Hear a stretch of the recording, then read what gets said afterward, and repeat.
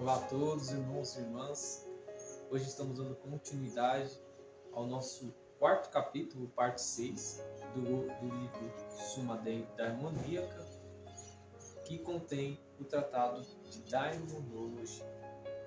Amados irmãos e irmãs, você que não é inscrito no canal ainda, se inscreve, compartilha, deixa o like, deixa seu comentário, ajude o nosso canal a crescer. Então, nesse quarto capítulo, parte 6, o tema, a questão é a seguinte: existe um sacerdócio no mundo angélico?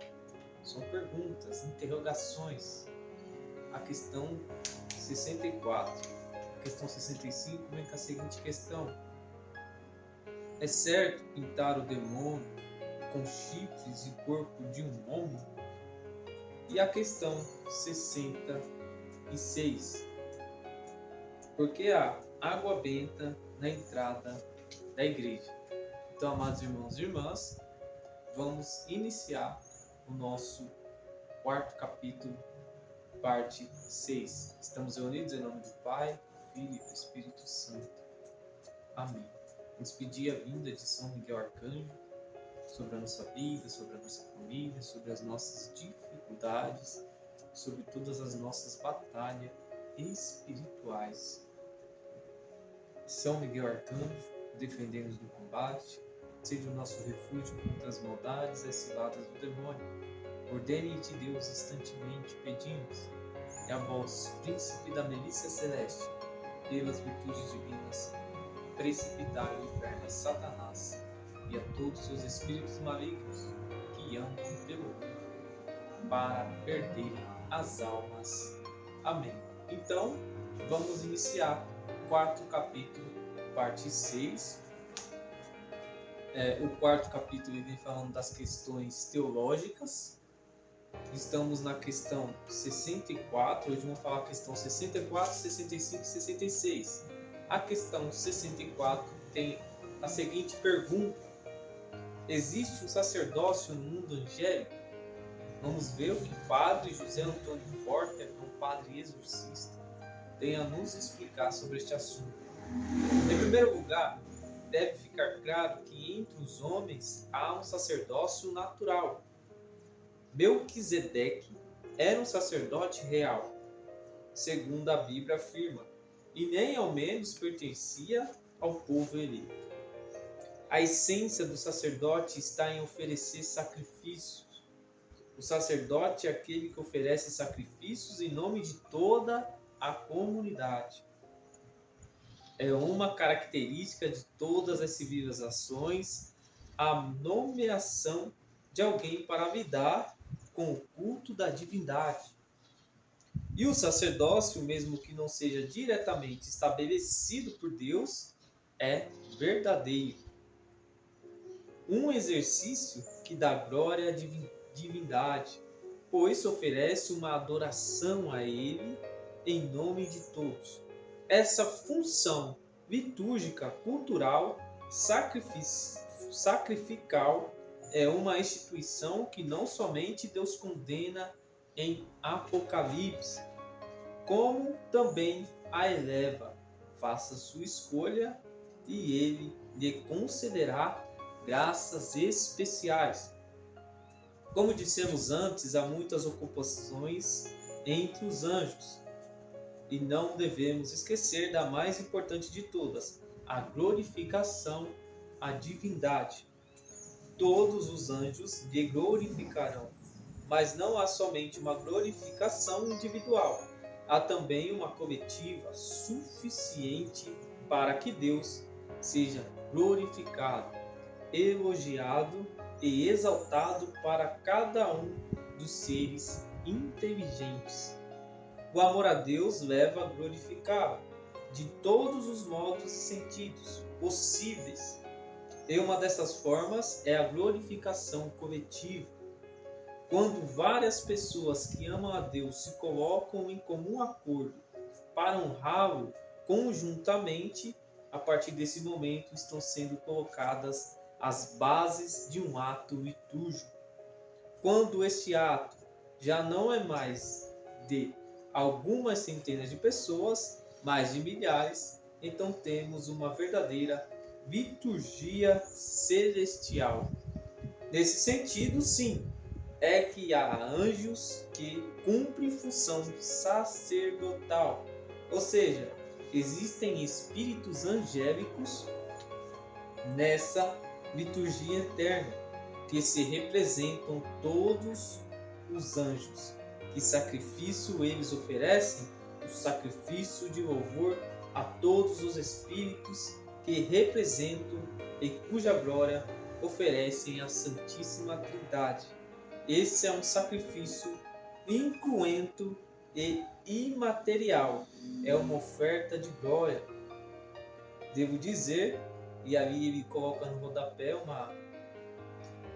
um destaque, ele diz assim: devo dizer que essa questão a respeito do sacerdócio dos anjos se me propôs pela primeira vez voltada à etimologia do nome Leviatã no Antigo Testamento. Levi era o nome do sacerdote por excelência. Não poderia ser o que Leviatã fosse a corrupção de Levi, bem como Judas Iscariotes foi a corrupção de um apóstolo. Teria cumprido Leviatã antes de cair uma função sacerdotal. Só Deus sabe. Após a Bíblia, os nomes não são casuais. Todos encerram um mistério. E o mais terrível de todos os demônios tem o nome do sacerdote por excelência. Em minha opinião, Leviatã é a corrupção de Levi. Questão 65. É certo pintar o demônio de chifres e corpo de homem? Já se disse que o demônio não tem forma alguma que se possa ver. Porém, esse modo de representação tradicional com os cornos é bastante convencional. Isto é, trata-se de um sinal assentado pela tradição ocidental durante séculos, que é portador de um significado. De qualquer modo, é um sinal muito adequado, porque combina dois elementos: a racionalidade representada pela forma humana, única forma visual que conhecemos de ser racional, e bestialidade simbolizada pelos cornos, rabos e garras, de modo que estamos diante de um símbolo muito simples, mas que reflete tanta inteligência como caráter cheio de fúria, de animalesca bestialidade que caracteriza as manifestações deles em todas as épocas por meio dos possessos. Igualmente, o modo de representar os anjos, que tem decanto à tradição iconográfica, é muito adequado. O anjo, ao ser representado como um homem com asas, é o modo de significar pelo aspecto humano a racionalidade e pelas asas sua gentileza e sutileza. Isto é, as asas representam a capacidade de transportar-se de um lugar para o outro à vontade, sem obstáculos. Também é curioso observar que os anjos são representados vestidos, enquanto os demônios não, como sinal de caráter bestial. Questão 66. Por que água benta na entrada da igreja? Porque na igreja, quando você entra, existe ali um potinho, alguma coisa com água benta.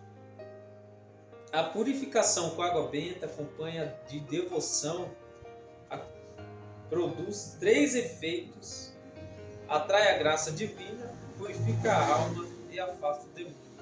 Esse gesto de purificar-se com água benta atrai para nós graças divinas pela oração da igreja. A igreja orou sobre essa água com o poder da cruz de Cristo. O poder sacerdotal deixou uma influência sobre a água. Ao mesmo tempo, ela purifica parte de nossos pecados, tanto os veniais como o reato que fica em nossa alma. O terceiro poder da água benta é afastar o demônio. O demônio pode entrar perfeitamente numa igreja. Seus muros não o retêm. O solo sagrado não o refreia. No entanto, a água benta é o que afasta. As pessoas costumam se queixar de que se distraem muito na igreja. O demônio tem grande interesse em nos distrair justamente quando estamos com contato com as realidades sagradas. Por isso é tão útil a água benta na entrada. Ainda usando a água benta, podemos nos distrair, mas teremos a segurança de que isso procede de nós e não do demônio. Ainda que com os olhos do corpo não possamos ver a cruz que a água benta forma em nosso corpo ao nos purificarmos, o demônio sim pode vê-la. Para ele essa cruz é de fogo e é como um coração que não pode transpassar. Insisto que se purificar com água benta ao entrar numa igreja não é um mero símbolo. Essa água tem um poder que Cristo ganhou com seus sofrimentos na cruz e que o sacerdote administra com toda facilidade. Amados irmãos e irmãs, nosso quarto capítulo, parte 6, vai ficando por aqui. Até amanhã. Deus abençoe a todos vocês.